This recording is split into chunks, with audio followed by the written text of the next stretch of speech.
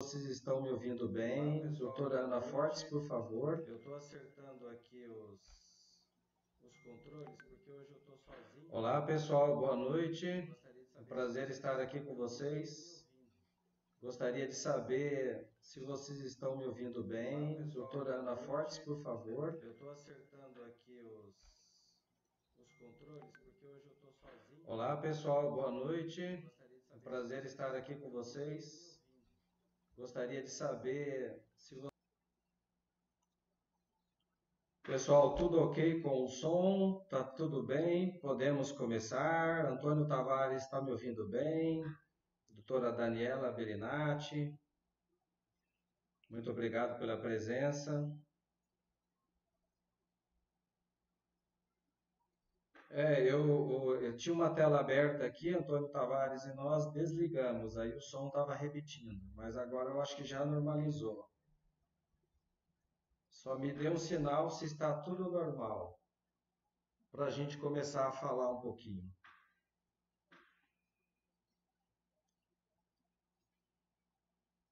Bem-vindos, colegas fisioterapeutas, Dr. Gisomar Gazzoni, Daniela Bellinati, Janaína, doutora Ana Forte já está presente. Muito obrigado pela presença de todos. Doutora Ana Forte, a nossa vice-presidente da ANAFIM. Lenilce Ferreira, tudo bem? Beleza. Então, pessoal, hoje nós vamos falar um pouco das técnicas injetáveis indicadas para o tratamento da dor e da inflamação.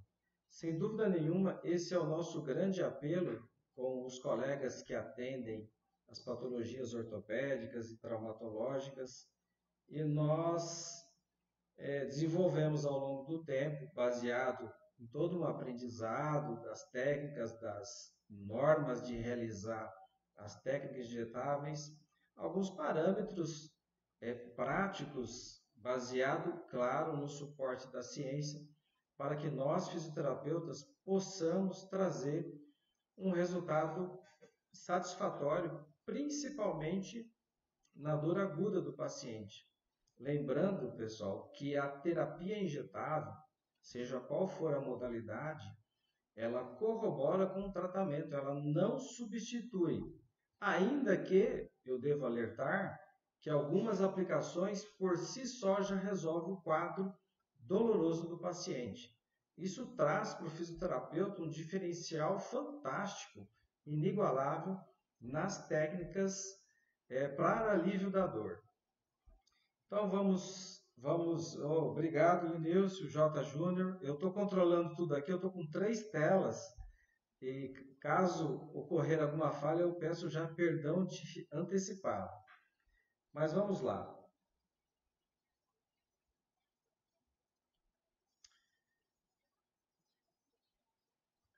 Bom, pessoal, deixa eu mudar aqui um pouco, tirar meu rosto aqui do lado. O pessoal, nós tínhamos falado que nós não íamos falar mais da legitimidade, né? Enfim, a legitimidade ela está inserida nestas resoluções.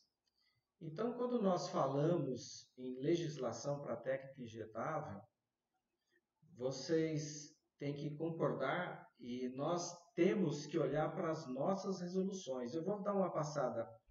Às vezes eu estou olhando para cá, é porque eu estou olhando na segunda tela, tá bom? Então nós temos que observar que nós temos de sobra legislação que atestam e que nos garantem a prática das técnicas injetáveis. É claro que nós precisamos ainda de uma normativa e eu gostaria já de antemão agradecer o COFITO, o Dr. Cepeda, que tem se empenhado a formar um grupo de trabalho para o acórdão ou a resolução das normativas das técnicas injetáveis. Então vamos lá. Nós temos na resolução atual vigente, a 424 de 2013, e lá está bem específico que não existe proibição de prescrição de medicamentos pelo fisioterapeuta. Então, essa proibição já existia lá na COFITO 10. A COFITO 10, pessoal, é de 78, ela já foi substituída pela 424, ela foi reeditada.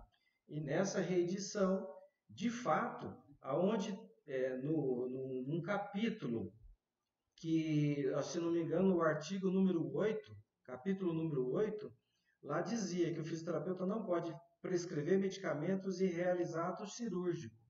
Porém, foi retirada a proibição da prescrição de medicamentos. Então, pela 424, que é o nosso código de ética mais atual, não existe proibição de prescrição de medicamento. E as técnicas injetáveis está inserida aí dentro. A resolução 380 já fala sobre as técnicas injetáveis com relação ao ozônio. Então, lidar com agulhas, manipular agulhas, já faz parte da rotina do fisioterapeuta. Se vocês olharem a resolução do ato médico, a 12.842, ela já prevê, eu vou aqui utilizar esse marcador aqui para a gente marcando, você está vendo aqui que não existe exclusividade para a técnica injetável realizada apenas pelos outros profissionais da área de saúde. E também o diagnóstico nosológico também não é específico de uma área da profissão. Várias profissões já realizam diagnóstico. A COFITO 80, ela já fala das competências do fisioterapeuta para solicitar exames de imagem, exames subsidiados laboratoriais, enfim, isso já faz parte do arsenal do fisioterapeuta. O Acordo 611 de 2017, ele já fala sobre a prática de prescrição de medicamentos. Lá existem vários insumos que nós podemos usar em medicamentos. Nós não vamos entrar em detalhe porque esse assunto já foi bastante esgotado. Eu só estou dando uma passada de forma resumida. No artigo número 5 da Constituição Federal, eu vou ler aqui que fica mais fácil, ninguém será obrigado a fazer ou deixar de fazer alguma coisa senão em virtude da lei. Ou seja, assim os indivíduos têm ampla liberdade para fazer o que quiserem, desde que não seja um ato ou comportamento ou uma atividade proibida por lei. Então, a prática injetável não está proibida por lei para fisioterapeutas. Uma outra dúvida dos colegas, principalmente eu vejo que aqui tem alunos, tem profissionais também que têm interesse na área de injetáveis. A Anvisa ela não normatiza condutas utilizadas pelas profissões. Cabe a cada conselho fazerem as suas normativas. O Cadastro Internacional de Doença, que na verdade o nome correto é Classificação Internacional de Doenças e Problemas Relacionados à Saúde, é um direito do fisioterapeuta usar, porque se nós temos o diagnóstico nosológico, nós somos profissionais de primeiro contato, nós podemos e devemos usar o CID. O Cadastro Internacional de Funcionalidade, o CIF, ele é uma exclusividade quase que do fisioterapeuta. Várias profissões podem usar, mas como ela fala de funcionalidade, ela está mais relacionada à fisioterapia. Lembrando que lá na COFITO 404, que normatiza a especialidade de ortopedia e traumatologia, lá fala bem claro que um dos preceitos do fisioterapeuta em ortopedia e traumatologia é ter, deixa eu ver se eu tiro essa tela aqui, é a competência do recurso da farmacologia aplicada. Então, é um dever do fisioterapeuta lidar com os medicamentos. Vamos lá. Aqui, nesse slide, nós podemos ver que lá na Austrália, deixa eu tirar a minha foto aqui, vou colocar aqui no canto. Aqui no serviço australiano, nós vimos aqui nesse trabalho, que foi chamado Atividade de Escopo Estendido, que o fisioterapeuta australiano, que tem uma autorização para técnicas injetáveis, ele foi comparado, eu vou mostrar aqui no próximo slide, esse daqui foi em 2013, tá? E a conclusão que eles chegaram nesse trabalho é que foi autorizado pelo governo australiano que os fisioterapeutas pudessem administrar os corticoides por via injetável. E lá eles foram reconhecidos como atividade de escopo estendido. Isso foi feito em 2013. Em 2016, notem aqui, em 2016, eles perceberam e compararam os cirurgiões que realizavam técnicas injetáveis com os fisioterapeutas e, colegas, não houve diferença significativa entre os profissionais, o resultado foi equiparado. Então isso mostra que o fisioterapeuta ele está apto tecnicamente e cientificamente para realizar essas condutas.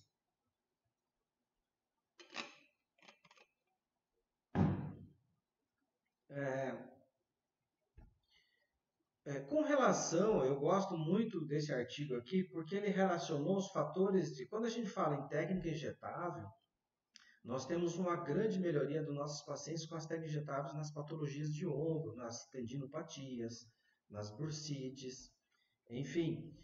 E nesse trabalho aqui, mostra que no diagnóstico dos pacientes, nas cirurgias que foram feitas de manguito rotador, por exemplo, havia uma grande falha no tratamento. Isso mostra que as técnicas injetáveis que não traz risco para os pacientes no procedimento cirúrgico, porque as cirurgias de ombro, na sua grande maioria, é uma anestesia geral.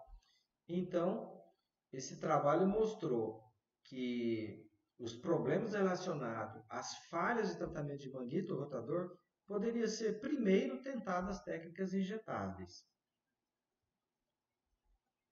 Olha só, até no Paquistão foi feito um trabalho comparando o diagnóstico dos fisioterapeutas e comparando com o diagnóstico dos médicos daquela localidade, e o resultado foi que ambos chegaram à mesma conclusão no seu diagnóstico.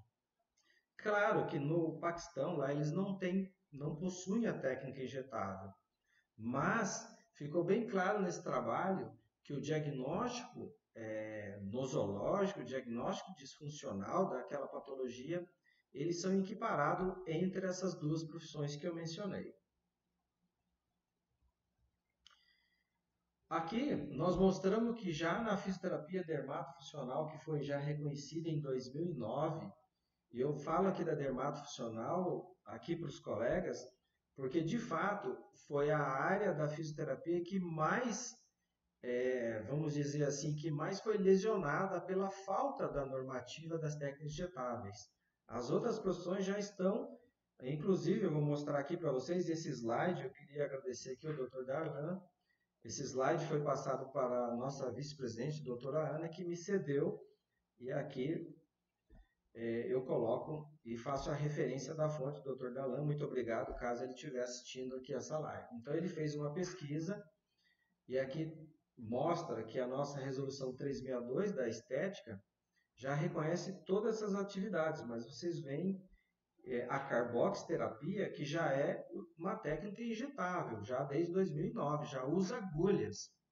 Parece que existe um receio quando se fala em agulha. Mas, o próximo slide, nós mostramos que as outras profissões já possuem normativas, inclusive de técnicas injetáveis. Vocês podem olhar aqui que a biomedicina já tem desde 2011. Eles já realizam técnicas injetáveis, a farmácia, a enfermagem e a odontologia. Então, os fisioterapeutas me parecem, deixa eu baixar isso aqui um pouco,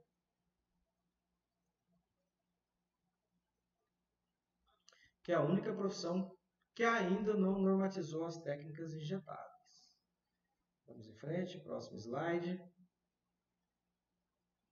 Bom, antes de nós começarmos já a falar das técnicas injetáveis, aqui alguns livros de recomendação: Fisioterapia Invasiva, do Dr. Fermín Valera, Francisco Minaya, que são fisioterapeutas espanhóis. Aqui, a Dr. Stephanie Saunders, que é uma fisioterapeuta inglesa, já vou falar dela. E aqui o Atlas de Terapia Neural, muito utilizado pelos colegas da fisioterapia.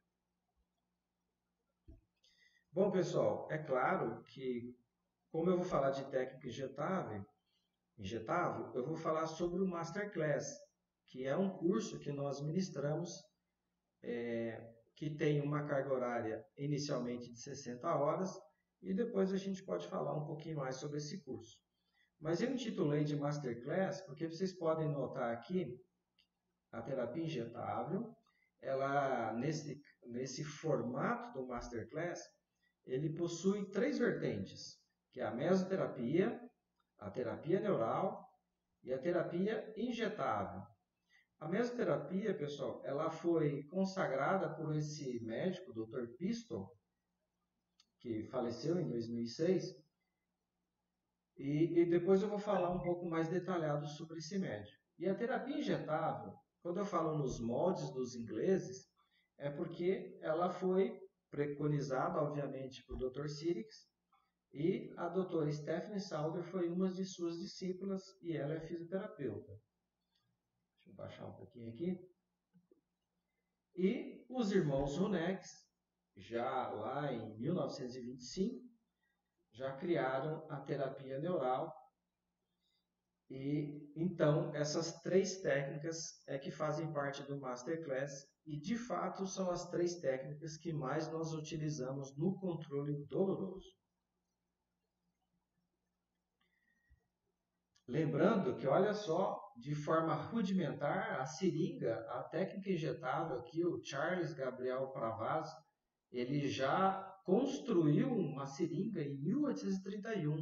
Pasmem vocês que a seringa surgiu antes do primeiro medicamento comercializado no mundo, que foi o ácido acetil salicílico, que eu vou mostrar aqui no histórico para vocês. Então já existia a seringa. Aqui tem um breve histórico, claro que eu não vou ficar lendo para vocês, mas vocês podem ver aqui desde 1844, que o Francis Reed, nas injeções subcutâneas, até o Dr. Pistol em 1952, e eu vou falar um pouquinho mais para frente do caso dele. Nós podemos ver aqui que a terapia neural dos irmãos Huneck, ela começou coincidentemente. Então, ela começa em 1925, os irmãos Ferdinando e o Walter Honeck, a irmã deles tinha uma dor de cabeça muito forte, nesse dia ela estava com muita dor de cabeça, e eles administraram na sua irmã esse medicamento chamado Atofanil. O Atofanil, pessoal, ele tinha duas formas de aplicabilidade. Uma era uma injeção intramuscular, que tinha alguma procaína, e tinha uma outra formulação que era endovenoso. Então eles fizeram endovenoso, mas em vez de usar um medicamento que só tinha aquela especificidade endovenosa, eles usaram a injeção intramuscular, que tinha uma quantidade interessante de procaína. E para surpresa deles, a sua irmã melhorou rapidamente da dor. E eles olhando para vamos dizer, essa coincidência, eles notaram que a evolução foi melhor do que feito só pela via, o atofanil por via endovenosa. Então eles chegaram à conclusão que a procaína tinha uma ação interessante no controle da dor. Lembrando que o princípio da terapia neural é a repolarização da membrana. Eu não vou entrar em detalhes porque o nosso foco não é detalhar uma técnica, e sim a aplicabilidade da terapia injetável. Então vocês podem ver aqui nessa imagem de baixo, uma célula normal entra sódio e sai potássio, isso daqui é a bomba de despolarização, todo mundo já conhece. E o objetivo da procaína é provocar uma repolarização dessa membrana. Então, o estímulo doloroso, para que ele haja, precisa haver uma despolarização da membrana. Então, aqueles pacientes que desenvolvem dor, seja ela aguda ou crônica, a membrana fica despolarizada a todo momento. Então, quando você você aplica um anestésico com baixa dosagem, ele vai ter um efeito neural terapêutico. Claro, ele vai bloquear o canal de sódio e favorece a repolarização da membrana e controlando a dor. Mas quando ele é usado em baixas dosagens, ele não tem um efeito só anestésico, ele tem um efeito neural terapêutico. E isso dura, o efeito dura muito mais tempo. A mesoterapia, essa história aqui do Dr. Pisto é interessante. Ele atendia esse Santo Parré, que era um sapateiro da cidade, que certo dia teve uma crise de asma e o Dr. Pisto ele injetou endovenosamente a procaína 2%, mas o Dr. Pisto já objetivava, pessoal, a vasodilatação, a broncodilatação, perdão, pulmonar, e o paciente melhorou substancialmente. O Dr. Pisto já sabia o que ele estava fazendo, ele procurou a broncodilatação. Interessante que é um motivo de muita confusão dos colegas o termo mesoterapia, porque dá a impressão que a mesoterapia vai ser injetado só no tecido subcutâneo, né, na mesoderma. Mas Dr. Pisto ele define muito bem que a mesoterapia ela tem um significado muito mais abrangente que nós vamos ver no próximo slide. Então, quando ele foi perguntado por que mesoterapia, se nós notarmos aqui embaixo, ó, nós temos o ectoderma, o mesoderma e o endoderma, que são os floretos embrionários. E o mesoderma, se a gente vê aqui, forma a pele, ossos e músculos, sistema circulatório e reprodutor. E ossos e músculos, tendão, são as regiões que nós aplicamos. Então ele falou aqui que ele atua em órgãos que tinham essa mesma origem embriológica e definiu a técnica como mesoterapia. Então essa mesoterapia que é usada na ortopedia não é só a mesoterapia usada com agentes, por exemplo, lipolíticos, que é utilizado na dermatofuncional, que, claro, é o nome correto. Mas o termo mesoterapia vem aqui desses folhetos embrionários. Doutora Stephanie Saunders é fisioterapeuta, ela foi aluna do Dr. Sirix, então ela foi convidada a trabalhar com o Dr. Sirix e ela organizou e deu palestras em toda a Europa, né? Na equipe do Dr. Sirix, e depois ela acabou ministrando cursos específicos para fisioterapeutas. E ela foi a primeira presidente da CSP, que é a Associação a Chartered Society Physical Therapy da Inglaterra. Então, lá no Reino Unido, pessoal, eles já fazem técnicas injetáveis desde 1995. Então, aí há mais ou menos 26 anos. Então, nós estamos 26 anos atrasados na normativa, porque muitos colegas já utilizam essa técnica. Este é o livro da doutora Stephanie Saunders, que eu recomendo para todos os colegas estudarem as técnicas injetáveis através deste fantástico livro. Uma das coisas que é cobrado é com relação à carga horária e à formação. Então, nós montamos um curso onde que é chamado Masterclass, e existe uma formação de 60 horas, ela é dividida por níveis, nível 1, 2 e 3, onde o fisioterapeuta vai adquirindo maturidade, experiência nas técnicas injetáveis. A Poliana está falando que o som está baixo. Deixa eu ver se eu consigo aumentar aqui, Poliana. Eu vou ter que fechar a tela um pouquinho. Pessoal, tá baixo o som? O Edler, tá baixo o som?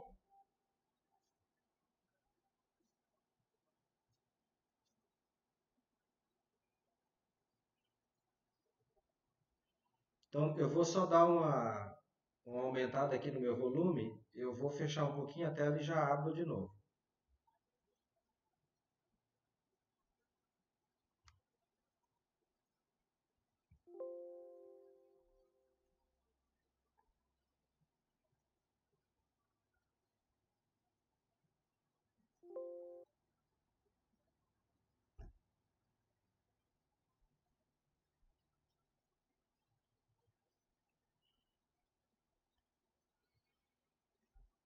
Pessoal, o som melhorou?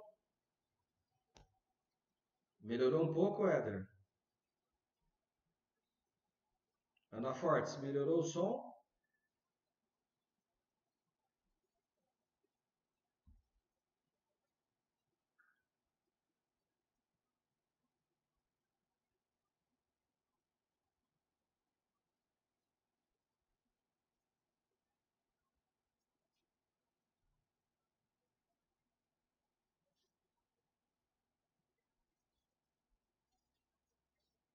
Então vamos continuar. Então, pessoal, esse curso que nós montamos é um curso de 60 horas, como eu já falei, dividido em 3 níveis, e é o nível também de complexidade e maturidade do fisioterapeuta. E depois, mais para frente, eu vou falar sobre alguns detalhes do curso, caso for necessário.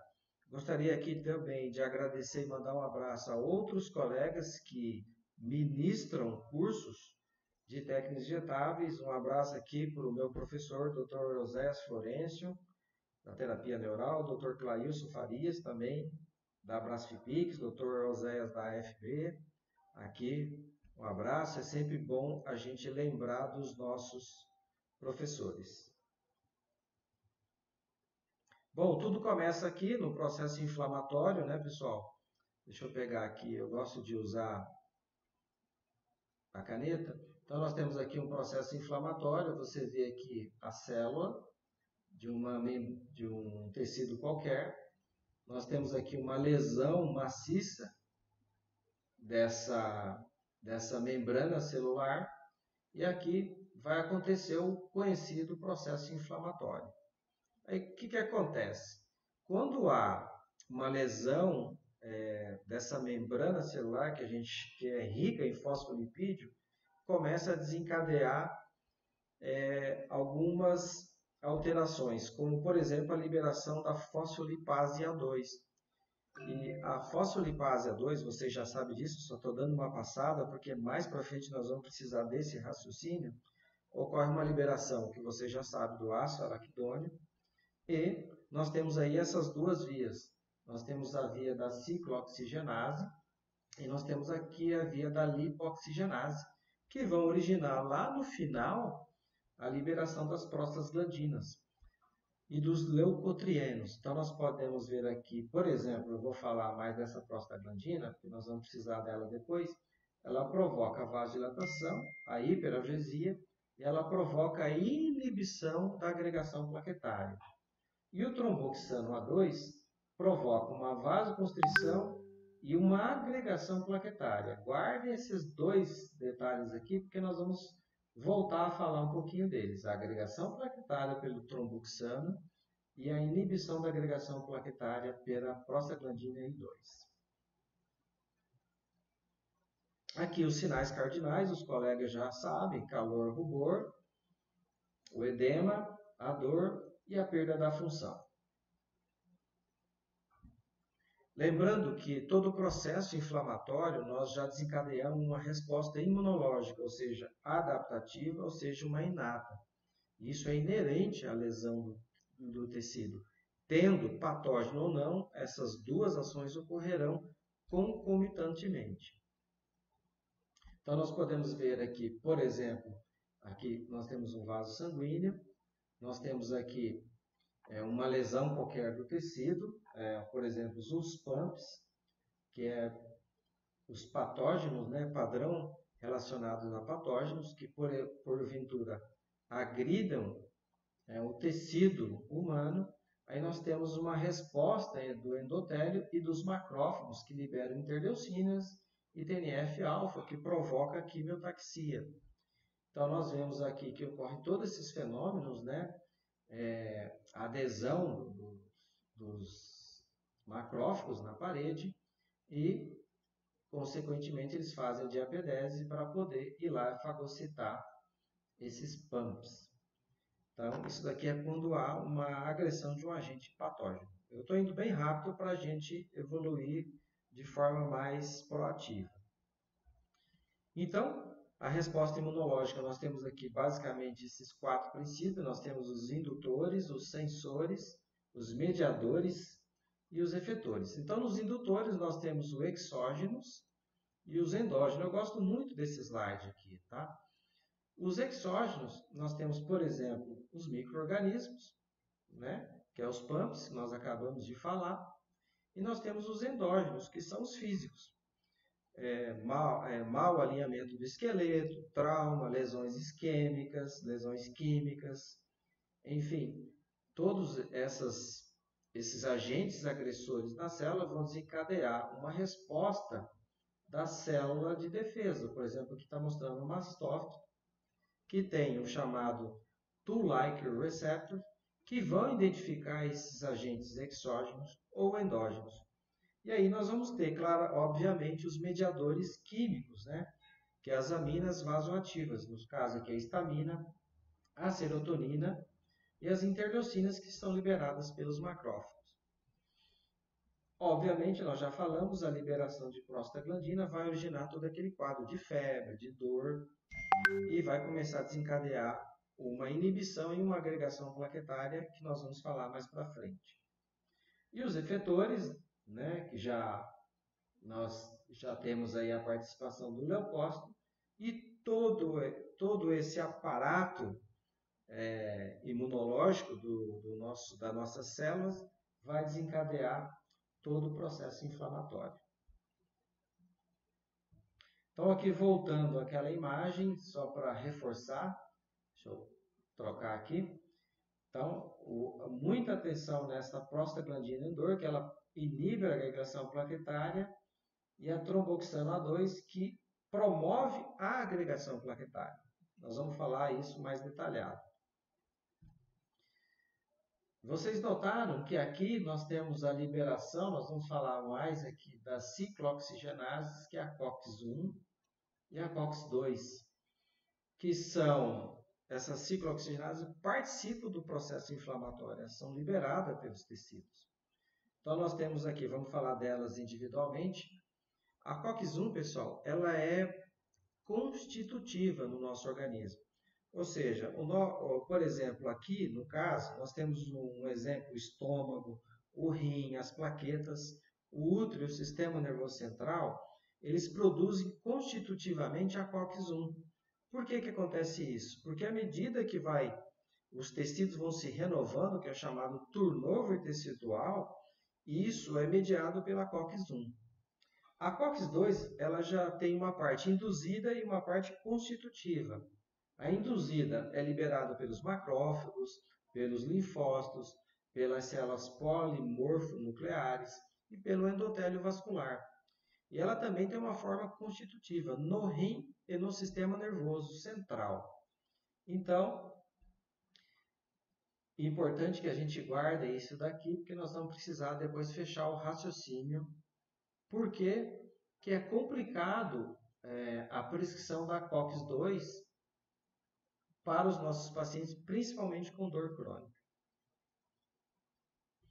Aqui, só de uma outra forma de ver, as prostaglandinas, né? Nós já mostramos lá atrás, no outro slide, o que ela faz, vasodilatação, no caso aqui a prostaglandina I2, a hiperagesia, inibição da agregação plaquetária, e aqui o tromboxano, de novo, ele participa da agregação plaquetária.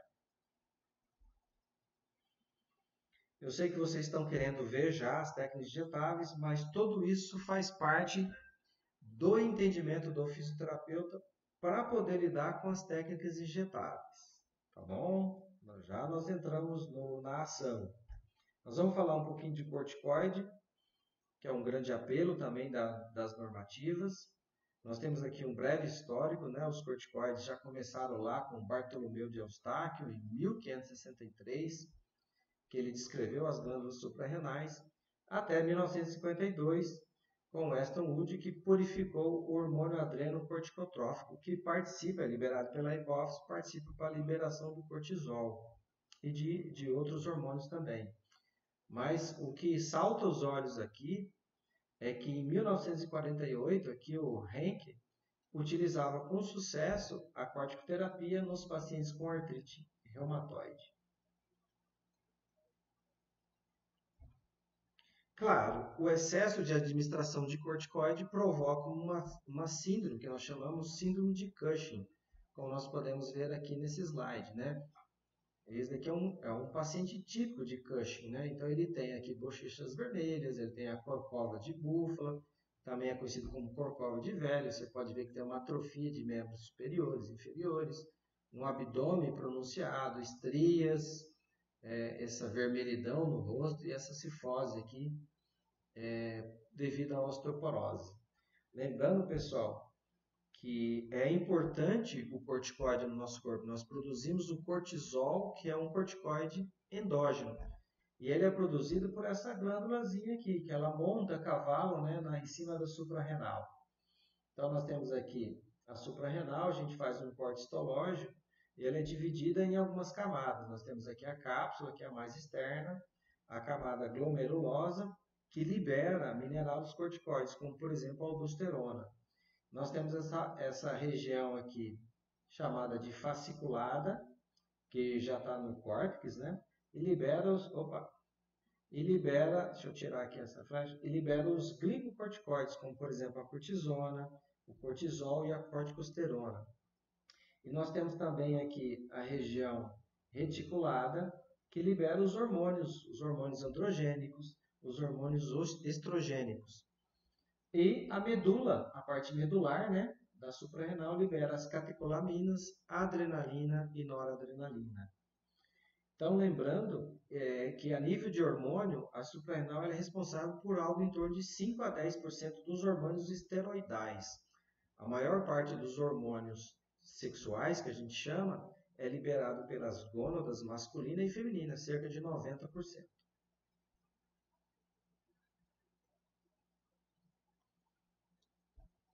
Então, para que o nosso corpo produza uma boa quantidade de hormônio, de todas essas substâncias que nós falamos ainda há pouco, nós precisamos ter, pessoal, colesterol.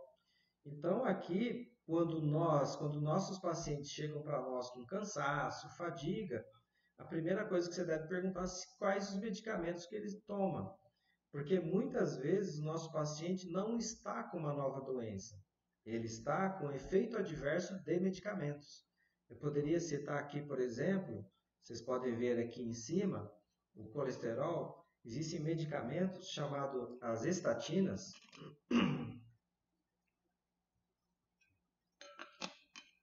E as estatinas ela inibem a formação do colesterol.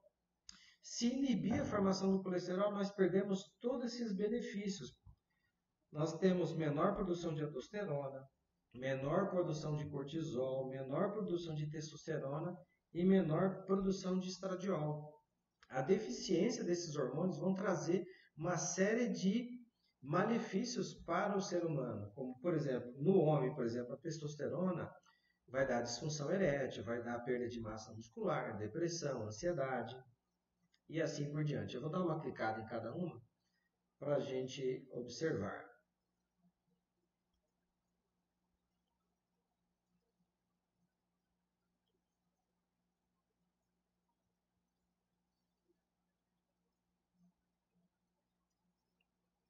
Então, aqui no colesterol, por exemplo, se vocês notarem aqui, ó, as estatinas, elas bloqueiam essa enzima chamada hidroximetilglutarico-A.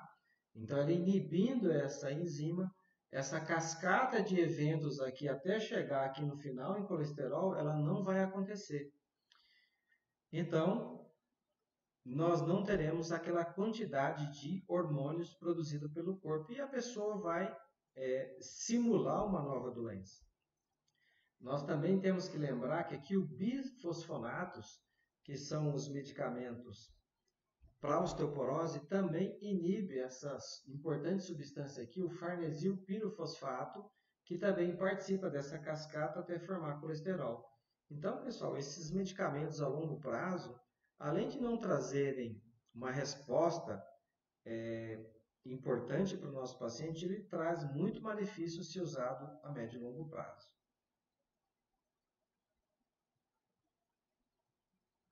Aqui nós podemos ver também a aldosterona. A aldosterona é liberada, como nós falamos, pela suprarrenal.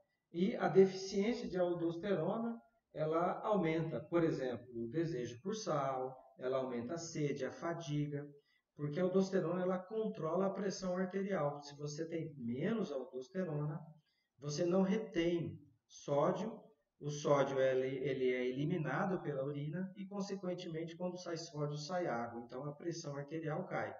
Obviamente que isso é bom para os hipertensos, mas isso dá muita fraqueza, muita indisposição. Então, inibir lá em cima, como nós falamos, a produção de hormônios, diminuindo o colesterol, também nós vamos alterar a produção da aldosterona. Aqui o cortisol. O cortisol ele desempenha várias funções no nosso corpo, como por exemplo manutenção da glicemia, ele aumenta a reserva de glicogênio no fígado, enfim. É uma substância muito importante para o nosso organismo. Vocês vão ver no slide mais para frente outras ações do cortisol.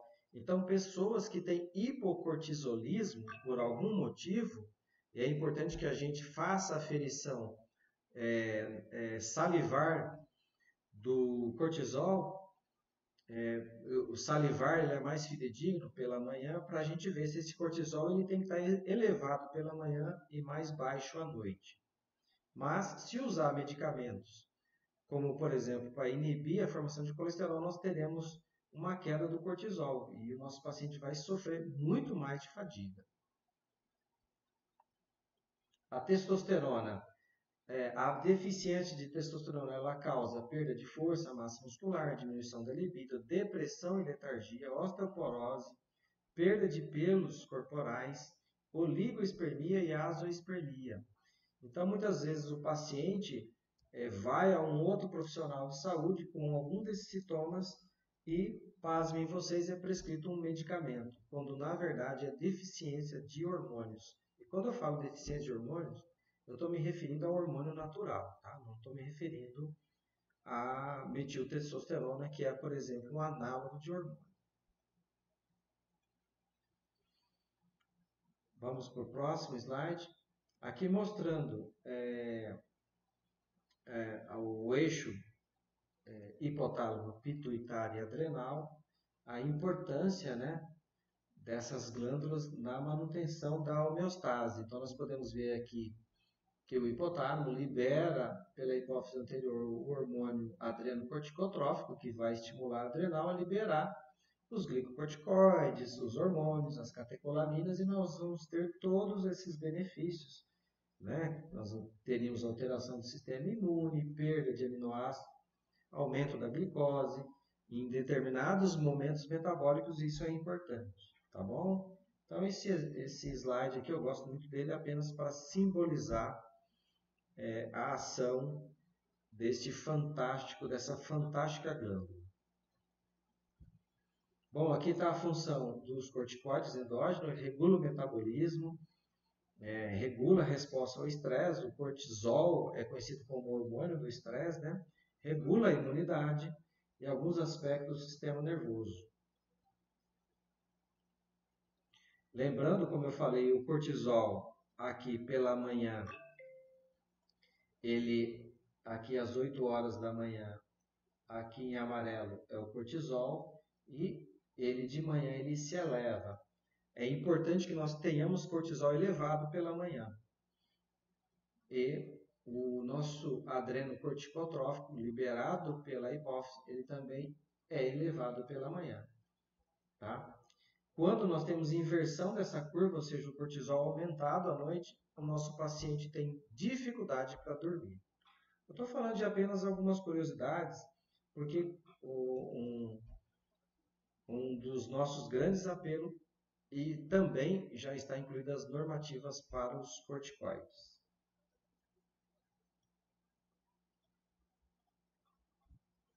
Aqui a ação dos corticoides, eu já estou finalizando essa parte para a gente entrar no que nos interessa de fato. Nós temos uma menor captação da glicose, mas nós temos uma maior captação do glicogênio. Consequentemente, nosso paciente aumenta a hiperglicemia, a hiperesterolemia. Então, muito cuidado administrar corticoide em pacientes com diabetes grave, porque aumenta de fato a hiperglicemia. Claro que se isso for feito uma vez ou outra, nós vamos ter um aumento e depois uma queda dessa hiperglicemia. Mas isso não pode ser feito de forma contínua. Lembrando, pessoal, que tem fitoterápicos que aumentam em até 6 vezes o nível de corticoide no sangue, tá? Como, por exemplo, a glicirrisa glabra, que é o Alcaçuz. Então, quando a gente administra o Alcaçuz, que é um excelente broncodilatador, as crianças usam muito, os adultos também, nós temos que tomar cuidado porque ele costuma aumentar a hiperinsulinemia e a hiperglicemia. Entretanto, o corticoide também provoca funções deletéricas a nível de proteína, então ele aumenta a degradação das proteínas. Então, quem faz uso exagerado, lembra lá da síndrome de Cushing, a atrofia de membro inferior, de membro superior, o uso contínuo de corticoide provoca essa degradação de proteínas, que é o músculo e a atrofia muscular. Aqui outras ações do glicocorticoide. Aqui vale a pena a gente comentar só esse detalhe aqui, ó. Ele reduz a atividade de neutrófilo e macrófago. Esse foi a grande dúvida dos médicos no tratamento do COVID em qual seria o time para administrar os corticoides, que é um excelente anti-inflamatório a nível de pulmão, mas eles diminuem a atividade do neutrófilo e macrófago. Então, o mais importante é o time da administração dos corticoides, que não deve ser no início, como já ficou bem estabelecido, mas sim na evolução do time da infecção pelo COVID. Aqui algumas outras funções, né? Osteoporose, que nós já falamos, e a redução do fibroblasto e menor cicatrização. Tá? Então, quem tem ferida diabética e se administrar corticoide vai estar dificultando o processo cicatricial. Aqui só mostrando novamente o glicocorticoide. Os corticoides são excelentes anti-inflamatórios e eles bloqueiam as ciclooxigenases e também eles inibem a fosfolipase A2 lá naquela cascata do ácido araquidônico. Aqui nós temos um processo inflamatório que é imediato, ele é em 15 minutos, e quem atua mais aqui é a COX-1. Após 4 horas, pessoal, entra de fato a ação da COX-2, a síntese da COX-2, e mais ou menos após 4 horas. Lembrando que a COX-1 ela tem forte influência na prostaglandina I2, né, na prostaglandina E2. Eu vou passar o próximo slide para eu poder sintetizar melhor esse efeito aqui, porque um grande apelo para não utilizar inibidores da COX-2 é de fato que há um aumento das reações tromboembólicas, porque a COX-2, pessoal, ela atua muito nessas duas, principalmente na prostaglandina I2. Então, se você inibe com a COX-2 a agregação plaquetária, e a COX-2 ela não atua muito no tromboxana 2, que aumenta a agregação plaquetária. Então, isso que corrobora muito para os casos de tromboembolismo. Depois, mais para frente, nós vamos falar mais algum detalhe sobre o problema dos nossos pacientes utilizarem a COX-2 por tempo longo. É melhor fazer uma técnica injetável. Aqui os medicamentos, como eu falei lá anteriormente, desde a aspirina, que surgiu em 1900, nós viram lá que a injeção de Pravax já foi feita em 1831, então a injeção surgiu antes do primeiro remédio comercializado, até chegar aí nos anos 50 a fenilbutazona, em 1970 já entrou o ibuprofeno, e aí até 90 já entrou o diclofenaco sódico. Em 99 entrou os inibidores da COX-2, que aqui começou o grande problema, que começou a aumentar os infartos, né, do miocárdio devido ao aumento do tromboembolismo. E hoje, muitos países, na maioria dos países, já é proibido o uso dos inibidores específicos da COX-2, porque você viu no slide anterior que ele aumenta a agregação plaquetária, tá? Formando aí trombos. Então aqui nós temos outros inibidores da COX-2, por exemplo, o Celebra, nós temos o Etericoxib, nós temos o Valdecoxib e o Prexige também, que são medicamentos importantes inibidores da COX-2, que tem, alguns ainda são liberados no Brasil, o Bextra está proibido, mas o Arcoxa, por exemplo, é prescrito aí pelos outros profissionais da área de saúde. Mas se você tem um parente, um paciente, ou a sua mãe, ou alguém que usa o Arcoxa, vai um aviso que há grande chance, se for uso crônico, e os trabalhos mostraram que o uso crônico, houve mais ou menos no mundo 28 mil óbitos provocados pelos inibidores da COX-2. O grande problema dos inibidores da COX-1, por exemplo, como o ácido acetilsalicílicos e os da primeira família, da primeira geração, de fato é a lesão na parede do estômago, né? Então, o anti-inflamatório ele destrói as prostaglandinas, ele destrói o músculo e isso deixa o estômago careca, né?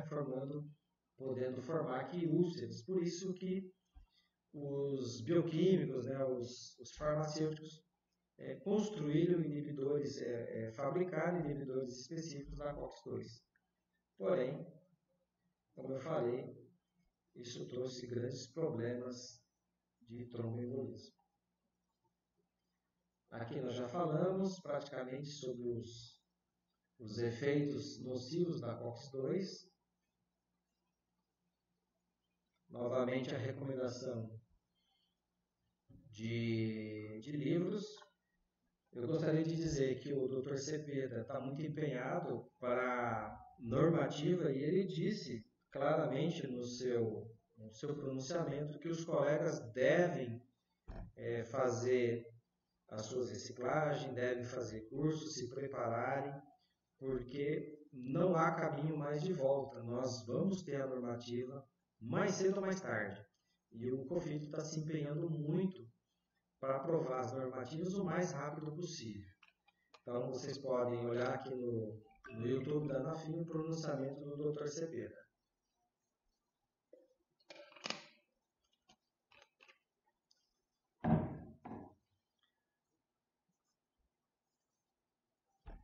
Uma das... aqui nesse discurso do Dr. Cepeda foi com relação às fragilidades dos cursos de técnicas injetáveis. Eu gostaria de dizer ao COFIT que os colegas se preocupam com essas fragilidades e com essa biossegurança. Nós podemos ver aqui nessa imagem os colegas todos paramentados, o colega que está fazendo o procedimento ali está com luva, está com gorro, está com máscara, foi feito tudo na asepsia. Então, nós fisioterapeutas não deixamos a biossegurança de lado, tá? Isso é ensinado, eu acredito que na grande maioria dos cursos. Pelo menos no Masterclass nós temos todo o cuidado com relação à biossegurança. No curso é importante o conhecimento, o uso desses materiais, né?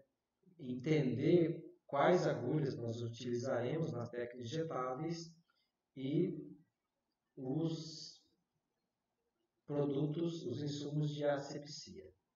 Tudo isso é ensinado no curso. O diagnóstico nós podemos fazer por imagem, quem domina o ultrassom, mas no caso das lesões ortopédicas, nós falamos da propedeuta ortopédica, né? Então, nós fazemos os testes que nós aprendemos aí na graduação ou em cursos de pós-graduação. Alguns dos insumos utilizados, é o grande apelo também para que nós utilizamos com uma certa segurança. Aqui nós mostramos alguns medicamentos que nós utilizamos, como por exemplo o dipropionato de betamethasona, que é um excelente anti-inflamatório e muitas vezes basta apenas uma aplicação numa bursa, numa tendinopatia, para que o nosso paciente melhore prontamente. Aqui nós temos um outro medicamento que é muito utilizado, e esse também nós esperamos que faça parte da normativa para que nós podemos trabalhar com segurança jurídica, né? Não com segurança técnica, porque é muito seguro. O índice de complicações é extremamente baixo, quase que inexistente, com o uso desses medicamentos. Mas nós fisioterapeutas gostamos muito dos medicamentos antihematóxicos. Nós podemos mostrar aqui o Traumel, que na verdade é um blend, né? Eu vou dizer assim, um blend porque tem vários insumos fitoterápicos. E aqui nós podemos destacar um dos grandes insumos que é a arnica montana, que é um excelente anti-inflamatório. Nós temos aqui a tropameladona, que é um inibidor muscarínico, então ele provoca um relaxamento muscular. A equinácea purpúrea, que é um antiviral, um antibactericida e antifúngico também. Então, todos os insumos, eles têm aqui a Mamelis virginiana, que é um cicatrizante, né, muito utilizado. Então, o Traumel, de fato, ele é um pool de substâncias que favorece a melhora da inflamação do nosso paciente. E olha, colegas, os efeitos adversos do Traumel, ele é praticamente zero, tá? A não ser alguma dorzinha inicial devido à agressão ou à quantidade de medicamentos, mas isso logo melhora de um dia para outro e o nosso paciente tem uma melhora substancial do processo doloroso. O Traumel existe em várias formas de utilização, tem por via oral, sublingual e aqui, claro, os injetáveis. Aqui mostrando na imagem, nós estamos fazendo aqui pápulas, por exemplo, numa lombalgia, nós utilizamos esse tipo de seringa e agulha, toda a asepsia, e nós utilizamos aqui a técnica do Masterclass, que utiliza a terapia neural, onde nós fazemos procaína ou a lidocaína em baixa dosagem, entre 0,7% e 1%, e depois nós fazemos o Traumel, que tem um efeito anti-inflamatório aqui nesses locais. E também, obviamente, vai ter efeito sistêmico, tá bom? Aqui só mostrando numa tela maior os insumos fitoterápicos que pertencem ao Traumel, que nós já descrevemos alguns, né? Por exemplo, aqui como a arnica montana, que é analgésico, anti-inflamatório, a tropameladona, que é um inibidor muscarínico. Numa outra oportunidade nós falaríamos de cada um dos insumos, que eu acho que não vem ao caso aqui. Então o efeito é analgésico e anti-inflamatório. Aqui novamente é o final da fórmula. Também é utilizado o ZEL, né, que é um produto utilizado intraarticular, uma injeção intraarticular, e ele demonstrou, claro, que ele foi comparado a inibidores da COX-2, ele não foi tão eficiente, mas houve uma eficiência quando você vê que o nível de dor do nosso paciente, por exemplo, aqui, ó, que estava alto, aqui o ZEL é a barra em verde, e aqui inibidores da COX-2 a barra em roxo. Então, houve uma melhora, você vê aqui, na rigidez articular, na incapacidade e o índice global dessas disfunções. O que foi legal dessa pesquisa aqui é que houve uma maior tolerabilidade dos pacientes quando utilizando o ZEL do que os inibidores da COX-2. Bom, nós precisamos então mostrar para vocês algumas técnicas injetáveis.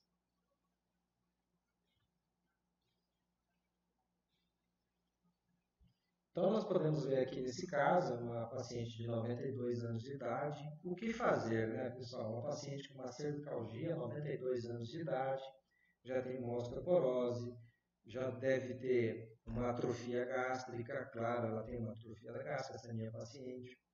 E ela veio com muita dor cervical e já tomava medicamentos sem melhora satisfatória. E aí nós realizamos as técnicas injetáveis na região cervical e a paciente ficou muito contente. Então, nós podemos atuar dessa forma em pacientes idosos, que nós não podemos fazer um ajuste quiropraxis com uma osteopatia, uma manobra mais forte sobre perigo de fratura. E a eletrotermoterapia também pode ser utilizada, mas uma resposta rápida do controle da dor, o paciente vem menos vezes ao teu consultório e você utiliza essa maravilhosa técnica. Aqui mostrando também que nós podemos utilizar a mesoterapia casado com a terapia neural e com a terapia injetável. Por isso que eu não gosto de falar só em terapia neural, só em mesoterapia, eu gosto de falar em terapia injetável. Porque você utilizar só a procaína, você está fazendo terapia neural.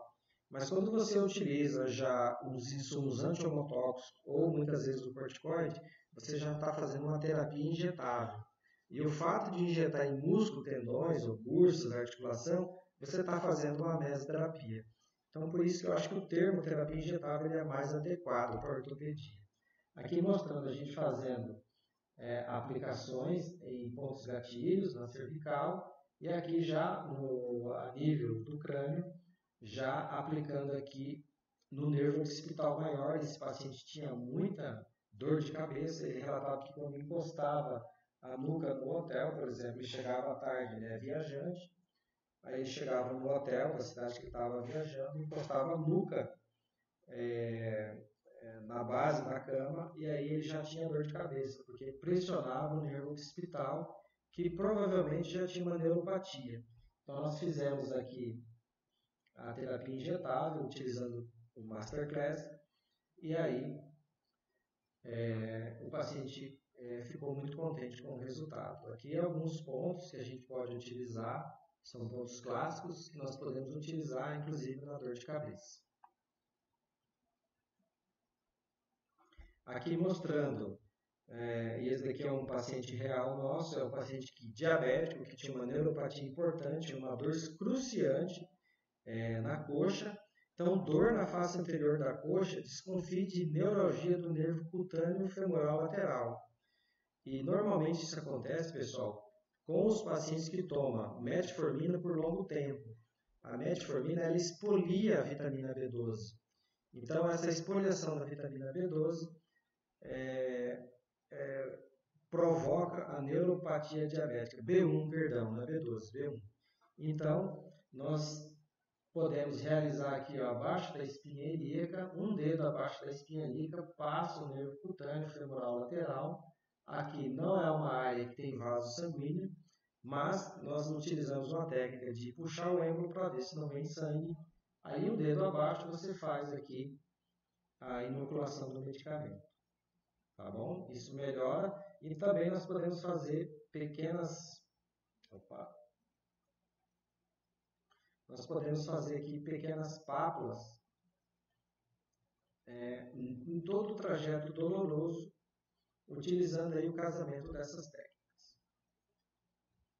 Aqui mostrando, por exemplo, fazendo o ZEL intraarticular no joelho.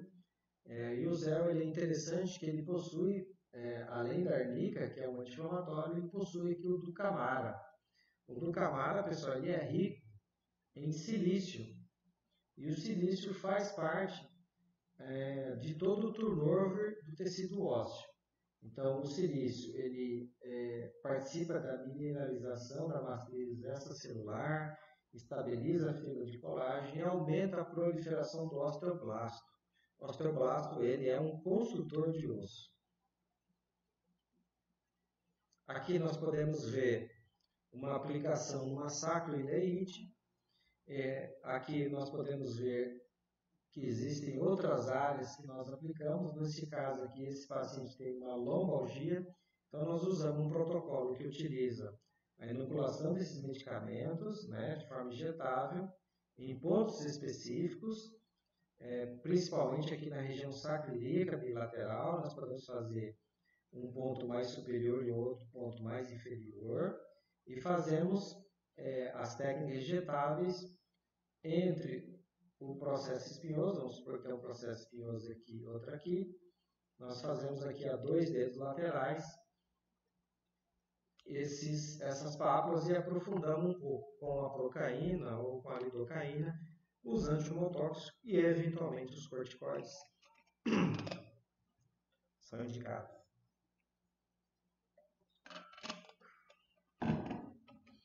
Já estamos finalizando.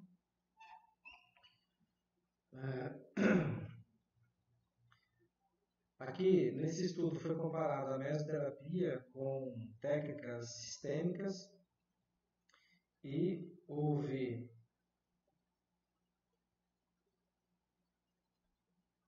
uma melhora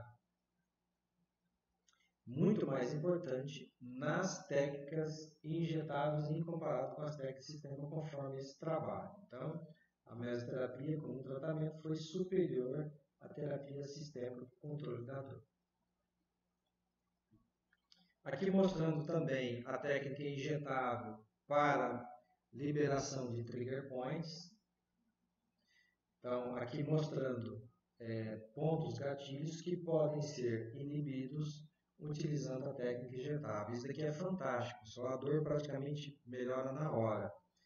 Recentemente eu tive uma paciente com muita dor de cabeça e ela tinha muitos trigger points no esternocleidomastoideo, onde nós fizemos aplicações nesses pontos e o diagnóstico era muito fácil, é só fazer digitopressão aqui nesse ponto do esternocleidomastoideo, a dor irradiava para a cabeça, ou para a face, ou para a nuca, e aí nós inoculamos aqui injetavelmente a terapia injetável e a paciente ficou muito contente com o tratamento. Aqui, o que fazer, pessoal, numa artrose da metatarsofalangiana do hálux? Muito poucos recursos da fisioterapia tradicional. Mas nós podemos usar aí uma técnica injetável, aqui o acesso é mais lateral, lembrando que aqui passa o tendão, né? E mais aqui passa a artéria pediosa. Sempre nós devemos puxar o êmbolo para que nós não injetamos o insumo no vaso. Então aqui é uma técnica que eu fiz nessa paciente e ela ficou muito contente com o tratamento. Aqui mostrando, não dá para entender, mas aqui está mostrando o limite do trocânter maior. Aqui nós estamos fazendo uma aplicação intraarticular de quadril, numa coxartrose. Claro que é uma técnica que apoia as outras técnicas da fisioterapia, como a cinesioterapia, fortalecimento, com pilates, ou enfim, seja o protocolo que você utilizar. Quando nós utilizamos essa aplicação, o paciente melhora muito da dor e facilita todo o trabalho de cinesioterapia. Aqui mostrando também a aplicação da síndrome do túnel do carpo, é uma técnica muito fácil de ser aplicada e os nossos pacientes geralmente ficam muito contentes com o resultado. Aqui mostrando, o caso desse paciente aqui eu não posso deixar de falar, é um rapaz jovem, professor de educação física, que sofreu um acidente de moto e ele teve uma lesão, uma fratura e uma lesão no tornozelo direito, pessoal. E ele foi para a cirurgia e o cirurgião operou o tornozelo esquerdo. E além dele não ficar bom do tornozelo da fratura, ele adquiriu problema no tornozelo operado, que não tinha nenhum problema. Então nós fizemos aqui um tratamento casado com terapia injetável, aqui foi usado a viscosuplementação na articular e foi usado também ondas de choque e nós orientamos exercícios domiciliares.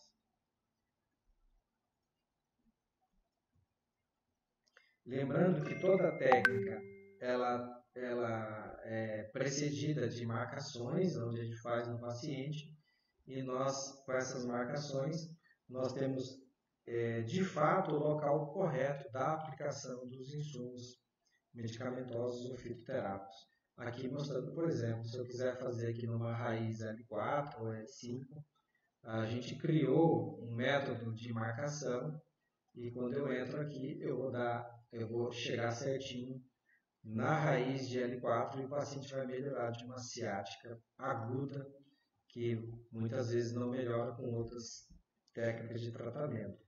Claro que esse paciente vai fazer a descompressão, vai fazer fortalecimento mais tarde.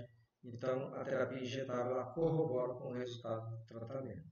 mas alivia muito a dor aguda e favorece as outras técnicas de fisioterapia. Aqui nós já falamos do curso Masterclass, né, que são 60 horas, e nós separamos por nível de acordo com a maturidade do colega fisioterapeuta, e o grau de complexidade vai aumentando de acordo com os níveis que ele vai fazendo. Então, o aluno do nível 1, ele tem uma complexidade menor, né? Ele vê tudo, mas a gente permite que ele faça aplicações mais simples, articulares, no esqueleto appendicular, e à medida que ele vai evoluindo no nível 2, ele já é triado com as técnicas mais complexas até chegar no nível 3. Nós fizemos um levantamento, já estou chegando no final, nós fizemos um levantamento aqui do nosso atendimento. Então nós atendemos, isso foi no primeiro curso, tá? Nós já estamos com 270 pacientes atendidos aqui de forma ambulatorial, e a Anafim, ela apoia os cursos, vai apoiar os cursos que têm prática ambulatorial. Então, nesse trabalho aqui nós atendemos 83 pacientes, 37 era do sexo masculino, 63 do sexo feminino. A escala analógica apresentada foi de 8,73 para o gênero feminino e 8,50 para o gênero masculino. As patologias, as disfunções, as doenças mais acometidas de fato foram o joelho e o ombro, foram os campeões. E nós tivemos aqui, antes do tratamento, a escala analógica na média entre homens e mulheres era de 8,6, e após 24 horas nós tivemos uma melhora de 56%, com a escala analógica caindo quase que pela metade. E para nossa surpresa, nós fomos atrás, esses pacientes fizemos um follow-up aí de 4 meses, e para nossa surpresa os pacientes ainda se encontravam muito bem, né, utilizando um questionário simples, e nós tivemos aí quase que uma manutenção da melhora do quadro doloroso.